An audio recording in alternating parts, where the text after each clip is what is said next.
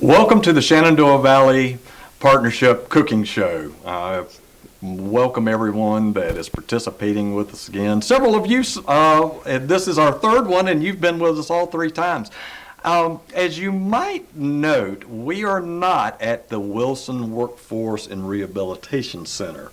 The center experienced a power outage, first time in 41 years, and so we moved it to the Shenandoah Valley Partnership offices. So we will conduct this here, and I'm not able to interview Sue Britt, who is the food supervisor at the Wilson Center, and so we're just going to dispense with that. So thanks for joining us. What I am going to do is interview and bring in our two guests. Yes, and that's you and both of you.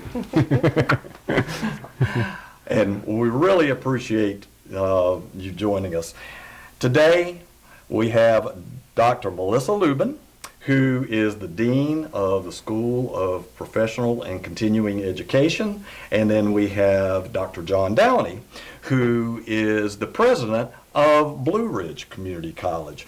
Our whole purpose behind these shows is to talk about the food and beverage industry for us in the Valley and talk about some of the educational institutions that are in here. These two represent just two of those. We have 10 universities and colleges in our footprint. We also have 8 of the regional technical centers here who do both high school and adult education.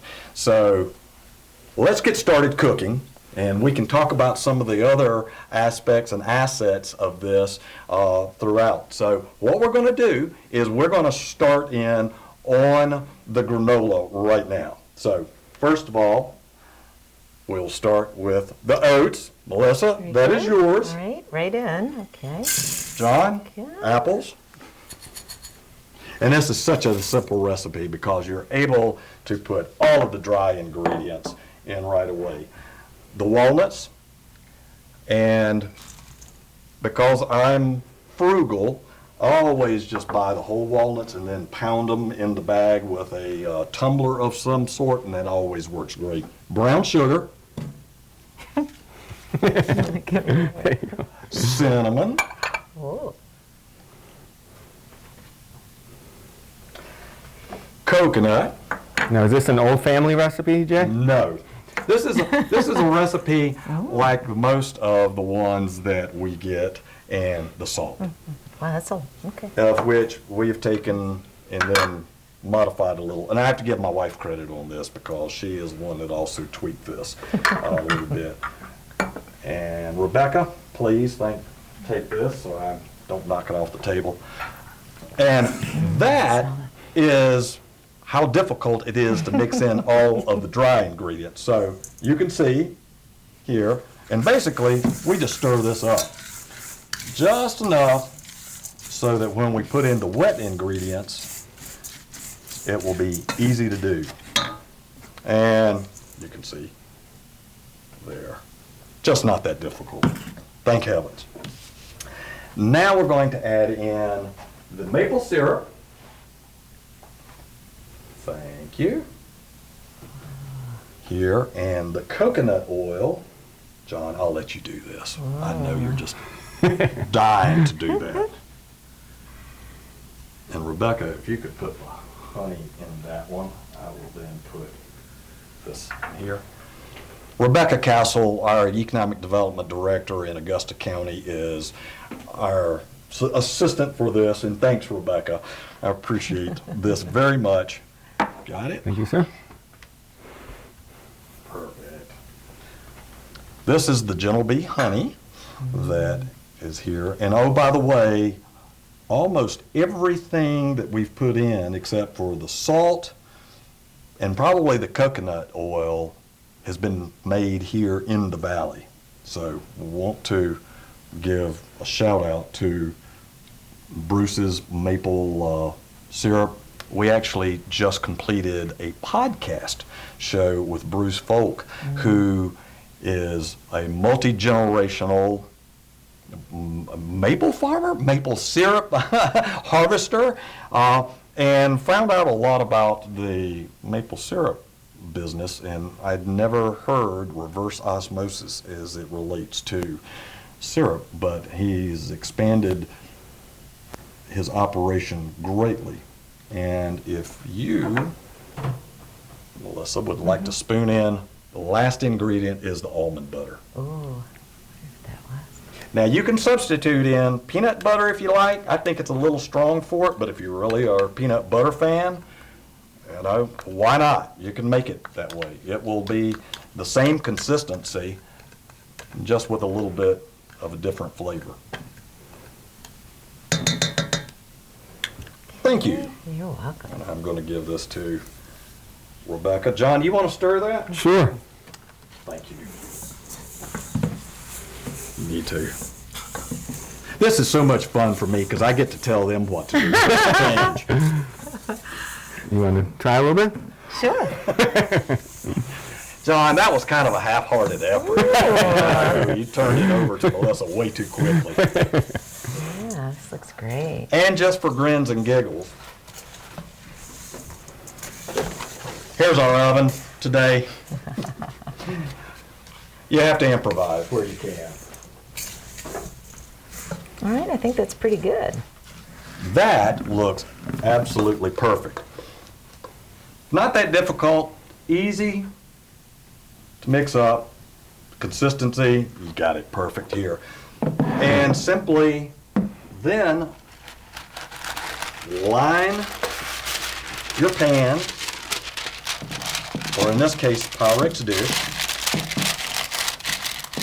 And I was supposed to say go ahead and preheat your oven, but without the oven in the background for me as a prop, I forgot to say that. So you want to, yeah, you can pull that, Melissa. And then to 300. And then we just spoon, and I'll do this so that it will hold it in. And you can see there is no, you don't have to worry about cutting the parchment paper in any shape, form, or fashion. I just put it in here and let it form to the shape of the pan. I love how your parchment paper came out already pre-cut. That's Well, usually amazing. one of the challenges that I have. Yeah, you can tell that I obviously made that a little bit of extra effort early on. Thanks, Rebecca. It smells delicious. All that will. Shenandoah Valley ingredients. Well, this is the oats are from the valley. The brown sugar is not. The walnuts are not, but the oats and all of the other ingredients that I talked about are in here. And basically, just firmly pack this into the pan as much as you want. If you really want to make the bars instead of crumbles, pack it in hard. And if you like crumbles to use for yogurt or ice cream or oatmeal like I do every day, you can just make it loose and it will come out, you know, in crumbles. So I like putting it in hard because we're making bars for this. And now, I would have given anything if we'd had enough time, and I would have had an easy bake oven to set here for our prop, but that didn't happen, so I'm going to now set this. This is the way it should look. There, and now we're going to cook it. Thank you. So that's a 300-degree oven. How long? And that's a 300-degree oven. And thanks, John, for prompting me there. If you want the crumbles, you can do it for 30 minutes. And it will be cooked and it will come out and you can eat it just like granola cereal or do whatever. If you want the bars, depending upon the type of pan, you need to cook it for 35 to 40 minutes. The Pyrex takes a little longer. We have one of these newfangled wall ovens because of our new house, and we found out even with it, with the Pyrex, if you want it to set up, you need to cook it a little longer. So 35 to 40, something like that. Just check it at 35 minutes. So with that, now that it's in the oven, I want to turn it back over to you guys, and let's talk about the education opportunity. Since this is a sort of a back to school, cooking show, and with the granola for the snacks, we want to talk about the higher education and how we support the food and beverage industry in this. And John, with the community college and your role, tell us what Blue Ridge Community College does, how you interact with the industry, customized training, the programs that you have for all of the industry, but food and beverage. Let's start with that. Well, let me start out by saying, Jay, that I've lived in the Valley for about 30 years, and it's just a wonderful place to live and raise a family, and the working environment at many of these places is outstanding. Manufacturing in general still constitutes about 18% of the local workforce. And so as a community college, our programs and services reflect that workforce. And so we have many programs that cater to the manufacturing sector of the economy, along with, in particular, the food and beverage industries that manufacturing food products in the Valley. So at Blue Ridge Community College, we focus on what does the local community need us to produce in terms of the workforce. We have a wide range of career and technical programs, such as manufacturing, mechatronics, electronic technology. We have programs in aviation maintenance and programs that support the manufacturing sector in accounting, in business, and in IT applications as well, and have a very successful cybersecurity program as well.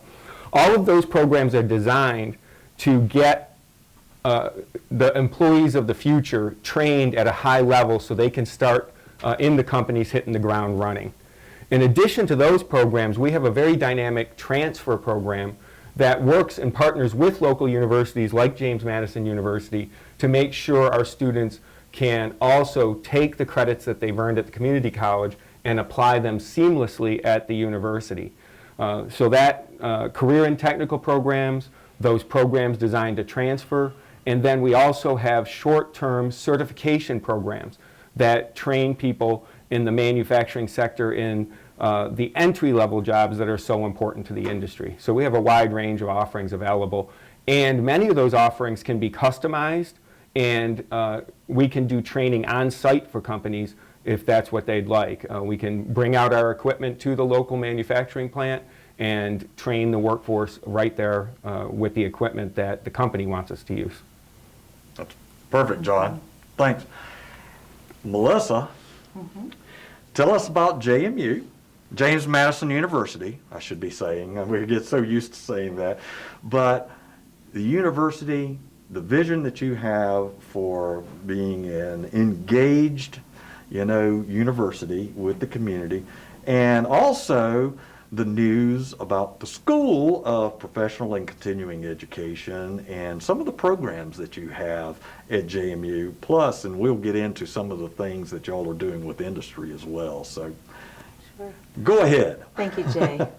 Thank you, John. It's great to be here. It's great to be here. And so just to really piggyback on what John talked about with Blue Ridge Community College, at James Madison University, we just welcomed almost 22,000 students back to town. So it really Yes. it brings the town alive, and we're really excited to be in person this semester and this year. And so with that, we have 8 academic colleges. We have 2 academic schools.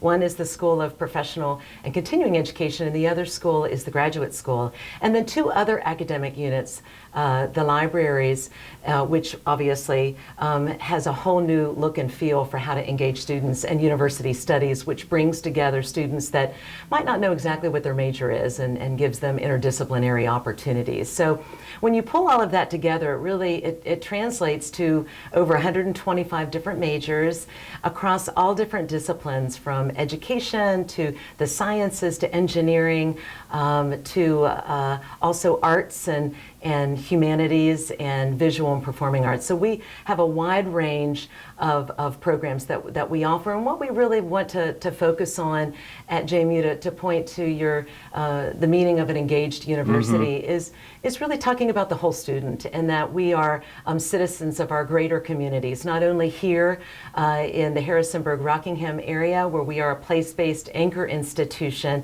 but also our students come from other places, and their experience here at JMU can transcend the geography of this location and go back to their communities. So we really want to spread that knowledge, that engagement, and most of our students are active in classes, and our faculty are really involved with what we call high engagement practices, which is that applied learning. And there's many opportunities, again, across the disciplines, where students and faculty can work together to solve those wicked problems, to get their hands in, to practice, to work with the community, to partner with other colleges in the system. So we have a pathway of learning from the community college to our college and the other four-year institutions and our graduate school, so that they can continue on. So we're really thrilled about our growth areas, and I think in this area of targeting process engineering and automation, that is a big thing here with manufacturing, and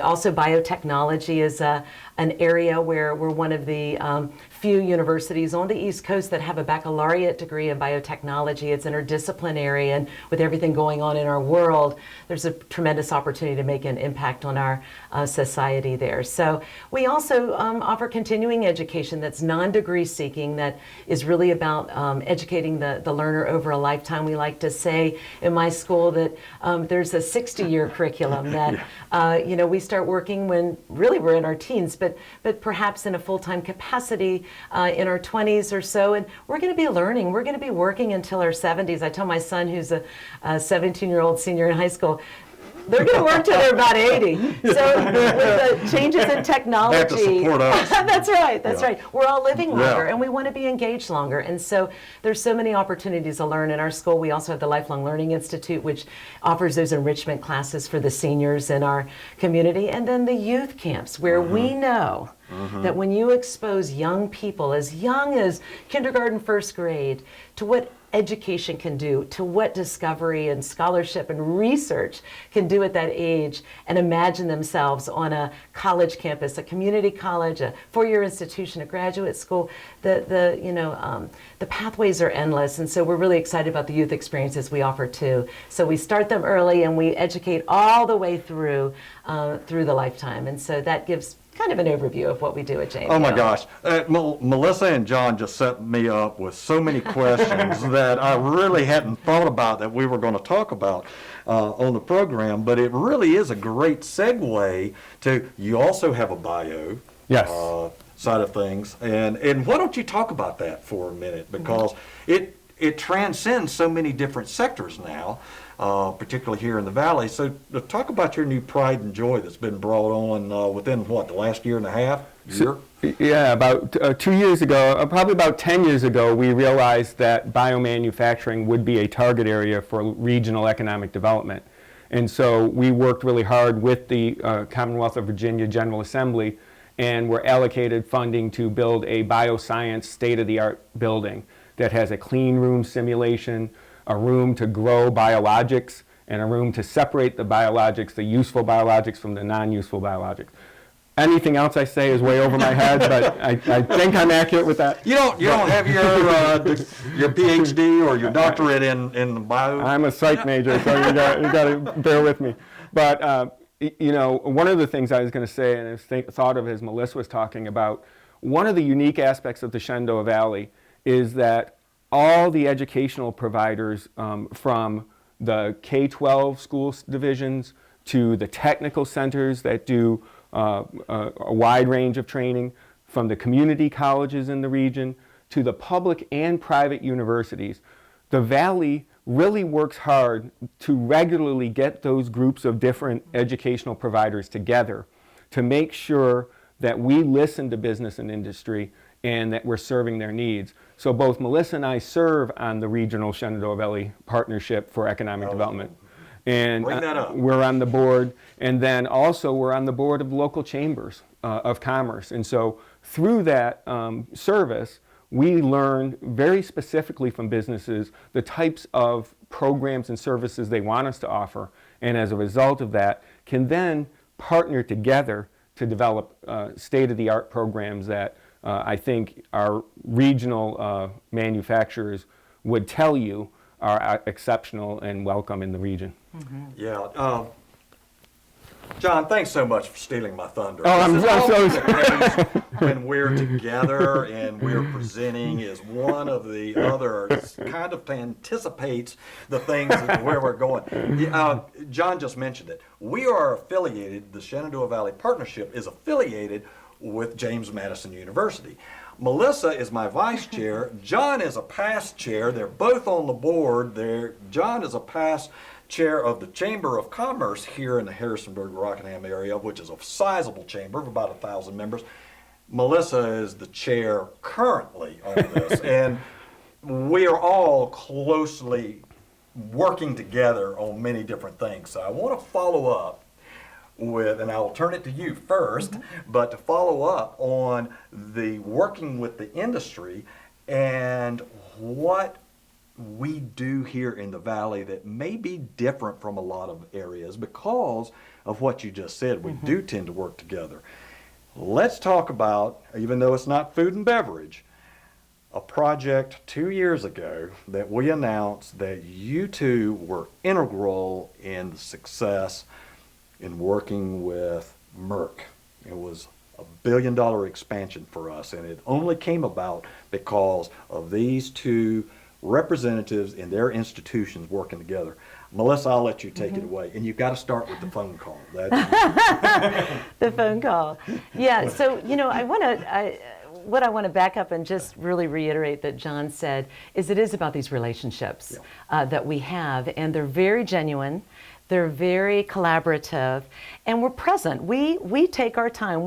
It's a best practice, really, John. I've been thinking a lot about this lately of how it all works for us. How do we, educators, business and industry, government, the community, how do we all come together? It's because we all are serving outside of our day job, if you will, in boards that support each other in different ways. And because of that, I've only been here 5 years and have fallen in love with the Shenandoah Valley. And one of the greatest things was immediately I was on the chamber because we had a seat on the chamber at JMU. And so I served in that role. And it was just a wonderful opportunity for me to get to know so quickly so many of the players in business and community, nonprofit, big corporates, small business, entrepreneurs, the whole spectrum of employers, that it was just a fantastic opportunity. Then move on with Shenandoah Valley Partnership. With our relationship, it was just a gateway where I could very quickly learn about the needs, and they differ. They differ from sector to sector. They differ from the size of a business to, big to small. And so there's just a lot of opportunities to really get to know what's going on in your community. So I think a big practice, and John, you're everywhere, and it's made a difference Both of you are. in who he is and how he's respected in our community, of just because he's present, he shows up, and he models that for me. I try to do that. Jay, you're out there, you're doing that too, and that to me is where it all starts. And that's why when I was shopping one night at our local grocery store, and it was about 7:30 at night, my cell phone rings and it's Jay Langston, and I'm thinking, okay, what's Jay wants I pick up? And it was a Thursday night, and he said, Melissa, can you come to a meeting tomorrow at 9 a.m.? And I said, Jay, I gotta have more. He goes, this one's really important. And he said, John Dowdy will be there, and Some other people will be there. And I said, okay, I'll move things. I'll be there. So, of course, I went to the meeting the next morning. And this was the beginning of the conversation. And we felt like it was a dream because the Merck expansion, it was 3 different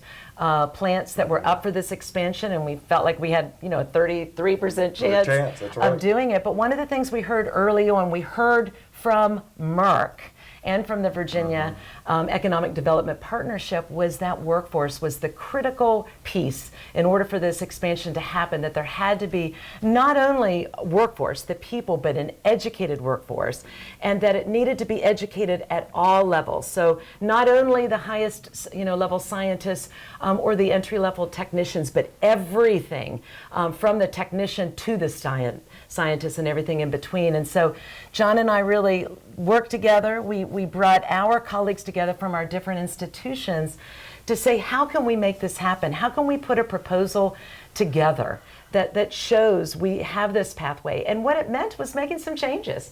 It meant being open to new ways of doing. It meant being able to be creative and innovative in our approaches. It meant to share and to co-lead and collaborate in ways that we always had done naturally, but to be very intentional about it. And so, and when you put things in writing, right, and you have proposals out there, it makes it real. And so when we all got together and put that together and it happened, I mean, the rest is history. Why don't you take it from there, John, of what we've been able to accomplish so early in this partnership?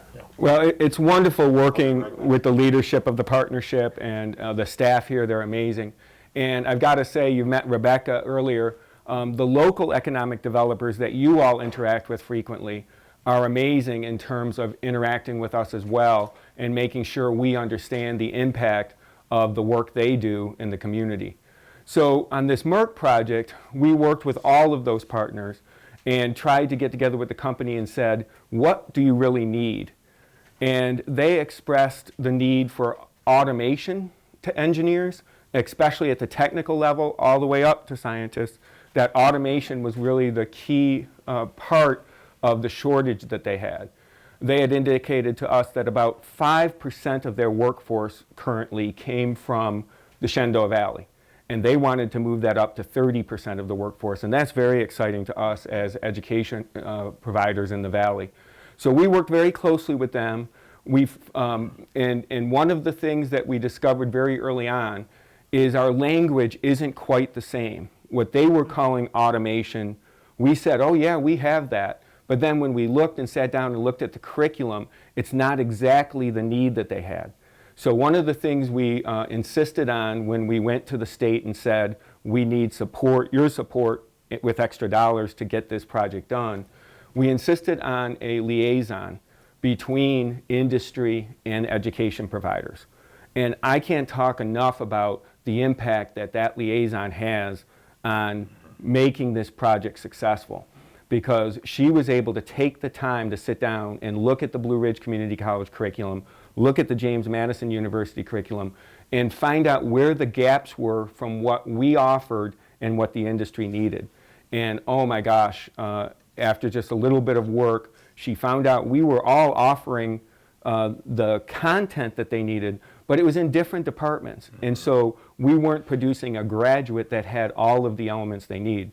So then all we had to do is work together and make sure that what we were offering aligned with what James Madison was offering and that it would transfer, and then that the student would be fully ready to hit the ground running, whether they were that technician graduating with an associate's degree or that technician going on to get a bachelor's degree, or some of our transfer science majors who then go on to James Madison University and get a bachelor's degree from them.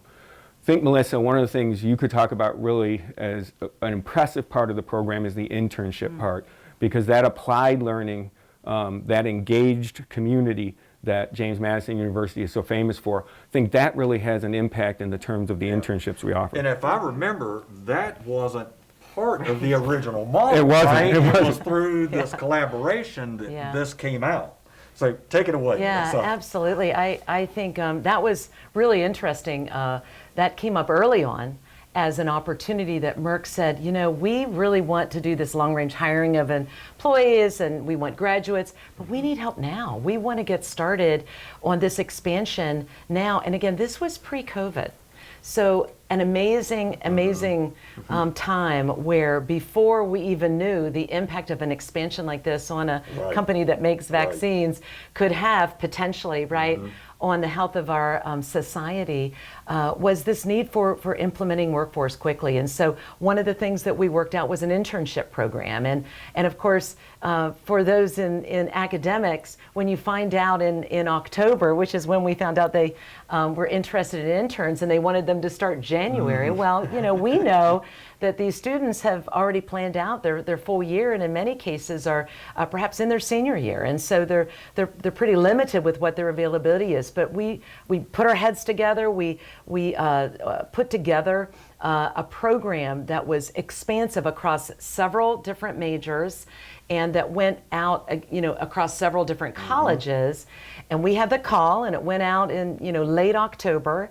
And we had a vetting system where the professors would be able to look at the students that, you know, replied and said they had interest, to make sure that they were educationally ready for it, that they had the space in their calendar, that it wouldn't delay their graduation, that it would actually be a really good move for them, not only in their education, but in their practicum learning.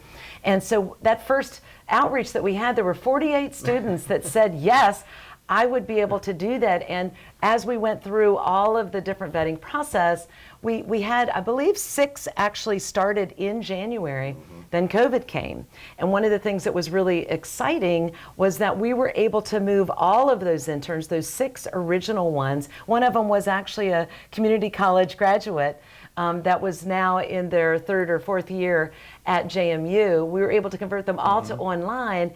And since that time, in the first year, we had, how many? 41 interns between Blue Ridge Community College and James Madison University in the first year. And the ultimate measure of success, I was going to ask you, I hope you know the numbers because they're fuzzy to me, but we've had several graduates from James Madison University and Blue Ridge Community College have been hired by Merck in just the first year of the existence of the grant. So do you know the numbers there? I think it was 9 have been hired. Okay. And many are in the process. Many are in their second internship.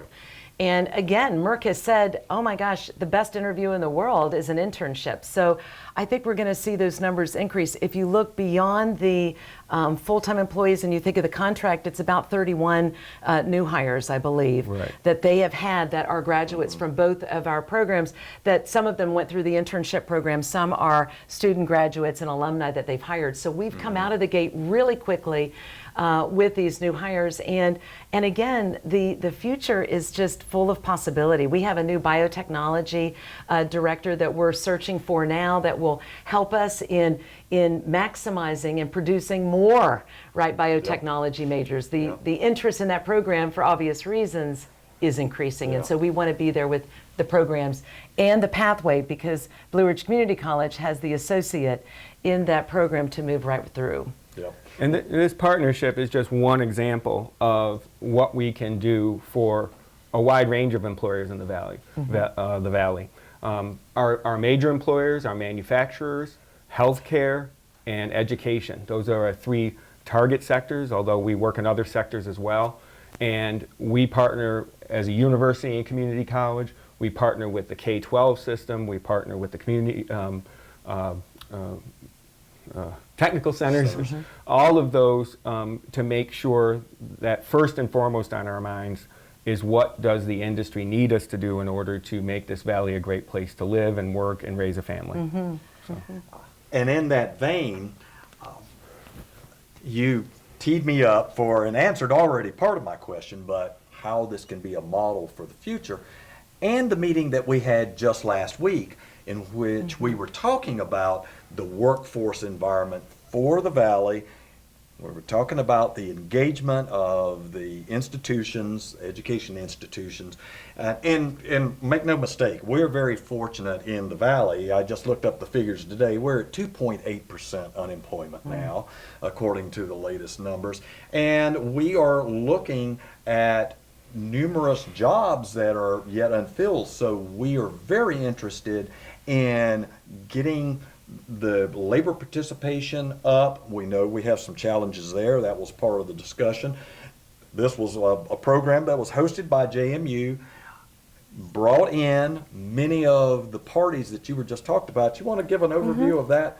Sure. And it was a proactive program too, which is, I think, is what you're alluding to as well, John. Exactly. Yeah, so we launched the Regional Economic Recovery Series, and the kickoff session was last week. We have 2 other major sessions that we hope to complete by the first of the year. And the goal was to bring all the stakeholders in the area, the education leaders, local government, community, nonprofits, and of course business, bring us all together in one space to say, hey, what are these gnarly problems? What is the biggest thing that's facing us all? We knew going in it was workforce. Jay, of course, it was a consultant with us in figuring out how to frame the experience. And so we knew workforce is on everyone's mind. What we wanted to think about was, what were the root causes of the problem? What is keeping our workforce from coming back? And we wanted to go beyond, well, stimulus packages or the fear of COVID, and we realized those are real and may play a role. But we wanted to really tease all of that out and focus on the Shenandoah Valley and what specifically is going on here. And in a room together with about 140 leaders, we brainstormed some of the root causes, and what came up as really the 4 top reasons were transportation, child care, affordable housing, and education and training. And those were the 4 that really bubbled up. And so we then asked everyone in the room, we started something we're calling the Shenandoah Valley Collective Action Pact, and it was an ask for everyone in that room and then some to join in this effort, to bring together the collective work that we all can do together. This isn't something that economic developers that can fix, or that educators can do alone, or that policies and government can control. It's all of us working together, coming from different vantage points, with different resources, with different expertise, with different kinds of passions and different kinds of influences. And so we're just beginning this work, and I can't tell you how excited I am. And that truly is a model we want to share. So you'll have to stay tuned. Yes, we have almost 140 signed up for the Pact as of now, and the numbers are still coming in. So just really excited to begin that work, to see how we can move our area forward and really crack the nut of unemployment. Exactly. And the best part of that is we had the private sector at the table with us. We also had our United Way and other nonprofit organizations all sitting there so that we could address some of those greater issues. And like you said, more yet to come. Go ahead, John. I know that you wanted to take over. I forgot what I was going to say, so maybe you need to ask me. Now, you asked earlier, how can we replicate the Merck model? Yes. So I think we need to examine what is working about the Merck model. And I think there's 4 things. One is we have a person dedicated to the coordination of the project. Yes. I think that's important. Second, we have high-ranking people from the university and the community college making sure that that person has access to us whenever there is an obstacle. Third, we have outstanding faculty and staff at our institutions willing to sit down with this person and look at the curriculum, and an openness to changing the way we've always done it. I think that's key. But I think the 4th key is probably the most important for this talk today, and that is we have the dedication and persistence of the business itself, sitting down with us, meeting us at the table. They have dedicated professionals meeting to shepherd this project through on their end.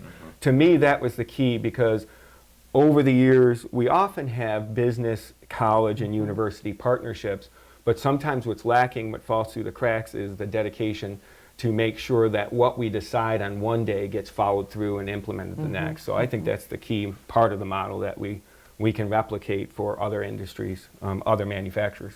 Yeah, we're excited about the opportunity we're excited about the opportunity to bring all of these parties together because we know it's going to take more than just any one entity to be able to solve this. We recognize this as a problem.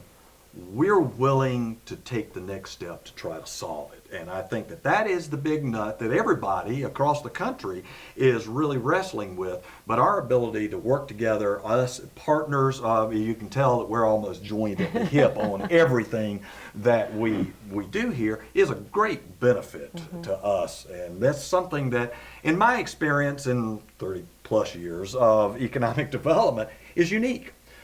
And so we thought that we wanted to try to share the partnerships that we have amongst our education institutions.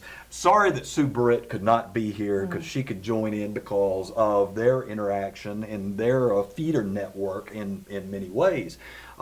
We also have some great programs that the private sector is undertaking, and we are joining in with that. I do have to give a shout out to Dynamic Aviation. Both Melissa and John have been and have attended one of Dynamic Aviation's Next Gen Aviation programs, where they are educating middle schoolers on career path opportunities, so that people will be introduced to the manufacturing environment. It's not like it used to be. It's very different. You can be an engineer, you can be maintenance, you can be a fabricator, you can be a pilot, and they are now having other companies join them, and that's part of what we would like to integrate into the things that we've just talked about here. Before we go back and get the... I don't want the granola to burn, so sure. But the uniqueness about the Dynamic Aviation program is it's not a one and done experience. I'm convinced that if you're going to convince people to come into industry and work in that industry, you need to give them experiential, hands-on type exposure. Yeah. So that program actually allows them to rivet. It actually shows them how electronics works. It takes them up on a flight in an airplane. Those three experiences for a middle school kid are life-changing, and a certain percentage of them will fall in love with that industry because of that experience. So I think that's the future of career education right there. Yeah. We just recorded a podcast yesterday with a young lady who got her bachelor's in aviation in 3 years. She is certified as multi-engine pilot. She is one of the teachers for the Next Gen and actually embodies everything that we're talking about here. New face for aviation, opportunities, and what you can achieve in the manufacturing environment. So very excited about that. Okay. I know we probably spent more time on the workforce that we may have intended, but it's very exciting for us because it's a passion for all three of us, and we know it's our future. It's because the manufacturing is our largest private sector employment base in the Shenandoah Valley. It's growing. We realize that it's a wealth creating sector for us, and we want it to continue. So we're very fortunate to have these kinds of partnerships and these partners, wonderful partners here, to lead the way. So with that, Rebecca, is it done? Well, sort of. So after you've got the cooking done, you put on the ingredients that you would like. And, oh, thank you, Rebecca, perfect. For me, I love the cranberries. And you'll note, we did not put the cranberries in the mix ahead of time because it tends to dry it out when you're baking. So put them on afterwards. What I like to do, and you may like to do this, both of you may, is I like to put the chocolate on first, because if you put the chocolate on first and sprinkle it on and let it sit for about 30 seconds to a minute, it will melt enough that you can then spread it with a spoon, or your hands if you want to lick your fingers afterwards, and just drop it on there. I'd like to eat the chocolate. I suspect that some of that will disappear as soon as we're done with this. And then, yes, absolutely, Okay, Melissa. there you go. Spread it around, and then you can These. put as Ooh. much of the fruit, dried fruit, and if you prefer blueberries, if you prefer more apples, if you prefer, raisins, by all means, this is a time that you can add this to this. The chocolate will melt, pack it down with a spoon, and you can take a look at, do it with your hands, you can just use a big spoon to do this if you like, and then let it cool. Let it cool in the container, and then once it's cooled about 30 minutes or so, put it in the refrigerator, and put it in there about an hour or so. This is if you want it to set up for the bars. Go ahead and score it before you do that, but then you can put it in the refrigerator, and then after it sits for a little while, you get this. Thank you, Rebecca. Wow. Then this is, fortuitously, we had prepared this ahead of time because we did not know that we were not going to be able to go to the Wilson Workforce and Rehabilitation Center today. And thank you. And John, you can't try it. I'm allergic to walnuts and almonds. Are you so- allergic to walnuts Yeah, too? yeah. Okay, so I just all grab sorts of one. problems. Yes. I might try the chocolate though. You can take a You napkin. can take the chocolate off There you of the go on envelope. that. And Right. And this one should be still good and moist. And you can freeze it if you want. You can make this ahead of time and freeze it. You can take it, directly out. And if you don't want the squares, just let it cool and take it right out of the pan. And then it will just crumble right up. And that's it. And this time, I didn't leave any ingredients out like I did on our first cooking show. So it's all here. And it should taste pretty good. This so. is like being on the delicious. Great British Baking Show without any of the pressure. It's wonderful. It's a wonderful combination. And it's so fresh and pure. Excuse me. It's easy. And it's easy. That is the beauty of it. It is easy. And so, with that, I will say thanks to Melissa and John. Thank you. Wonderful Thank you, Jay. partners in economic development and a lot of the other things that we do. And we really appreciate everyone joining us for our third cooking show. We hope it was informational. And you can tell we were a little bit, I forgot a few things to put out on the table because we weren't in our normal spot. So you know that this is not highly scripted and that I'm having to improvise as I go along. And we're also shy. And we're You know, also it's shy. Tough to fill the time. Exactly. And I'm going to thank you. I'm going to dismiss y'all. I can go and I Thank can be you so much. available. Thank you. Thank you. Go to my office and answer any questions if you have, and if you have none, that is okay also. So I'd be more than happy to, stay on as long as necessary to answer any questions. And I hope you enjoyed it. So thanks for joining our third cooking show. We're going to have another. We will do it in November. And you can imagine that we're going to be thinking about celebrating the holidays around that time on that particular cooking show as well. So I hope you enjoyed it. Please try the recipe. I think you'll be very pleased with the recipe. And I hope you enjoy your ingredients boxes as well. We had fun putting those together.